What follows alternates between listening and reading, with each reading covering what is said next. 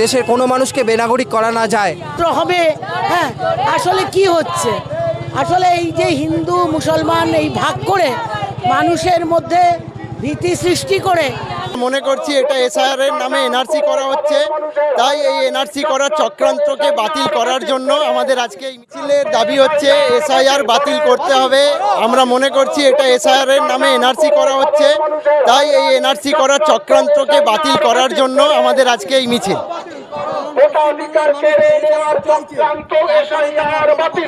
না, কোনো মানুষ চাইছে না, এটা পুরো ভুয়ো কথা। এমনকি বিজেপির যারা ভোটার, বিজেপির যারা কর্মী, তারাও চাইছে না, যে মতুয়া সমাজ তারাও চাইছে না এসআইআর, এবং গোটা ভারতবর্ষের মানুষই চাইছে না যে এসআইআর হোক। গুটি কয় কিছু অন্ধভক্ত ছাড়া, বিজেপির অন্ধভক্ত ছাড়া কেউ চাইছে না এসআইআর হোক। অর্থাৎ জোর করে রাষ্ট্রের এই যে অগ্রাসন মানুষের উপরে চাপিয়ে দেওয়া হচ্ছে, এবং এটা সরাসরি বেনাগরিক করার চক্রান্ত। এই বেনাগরিক করার চক্রান্তকে ব্যর্থ করার জন্য আজকের এই মিছিল। আজকে আমরা এসআইআর এর বিরোধিতা করতে আর কি পথে নেমেছি আর কি। এই এসআইআর এর মতন একটা জনবিরোধী আইন, সেটাকে একরকমভাবে যাতে প্রত্যাখ্যান করা যায়, সেইটার জন্যই আমরা পথে নেমেছি আর কি। এবং আমরা রামলীলা ময়দান থেকে আমরা মৌলালি অবধি, রামলীলা ময়দান থেকে ধর্মতলা অবধি আমরা মিছিল করেছি আর কি। বলছেন বলুন? এখানে দেশের অধিকাংশ লোক যারা যদি বেনাগরিক হয়ে যায়, তো সেইটার বিরুদ্ধে আমাদের আন্দোলন আর কি, যাতে দেশের কোনো মানুষকে বেনাগরিক করা না যায়। যারা এখানে জন্ম, যারা এখানে কর্ম, তারা হঠাৎ করে যদি বেনাগরিক হয়ে পড়ে, সেটা তো হওয়া চলে না। সেই জন্যই আমাদের এই আন্দোলন, যাতে কোনো মানুষকে যাতে বেনাগরিক না ঘোষণা করা যায়। হ্যাঁ, রাজ্যের মানুষ তো আন্দোলন করছে, তাদের মতন করে তারা প্রতিবাদ করছে। এবার আমরা আমাদের মতন করে, এটা আজকে শুধু নয়, এটা একটা দীর্ঘদিনের প্রক্রিয়া।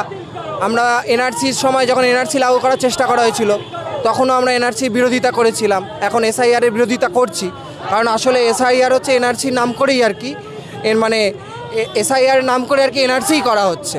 এবং আসামের যদি রিপোর্ট দেখা যাবে যে সেখানে প্রায় বহু মানুষ ডিটেনশন ক্যাম্পে চলে গেছে।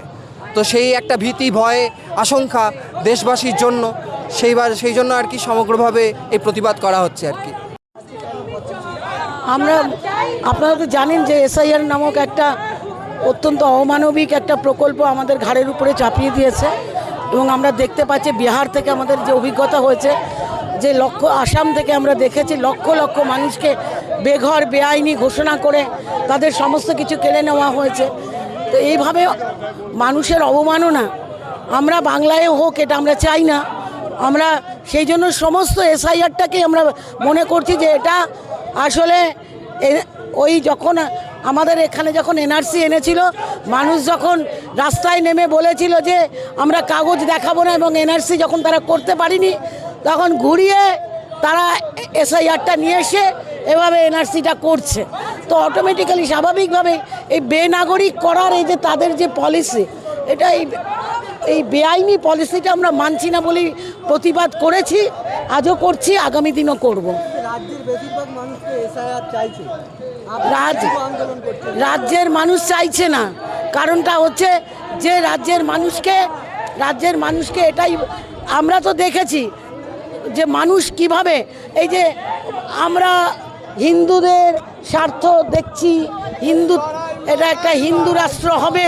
হ্যাঁ, আসলে কি হচ্ছে, আসলে এই যে হিন্দু মুসলমান এই ভাগ করে মানুষের মধ্যে ভীতি সৃষ্টি করে একটা অরাজকতা চেষ্টা করা হচ্ছে, আর কিচ্ছু না।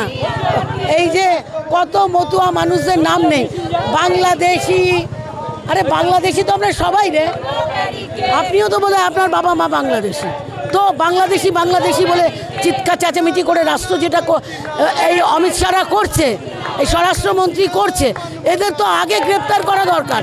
এই যে এত মানুষ এই প্রকল্পে কাজ করতে গিয়ে মরে যাচ্ছে, বাধ্য হচ্ছে মরে যেতে, এই গণহত্যার দায় কে নেবে?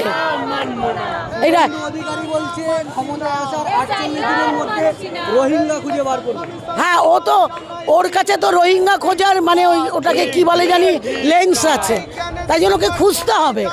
মানে এতই যদি রোহিঙ্গা দেখতো তাহলে আবার ও আসলে 48 দিন ধরে খুঁজতে হবে ওকে।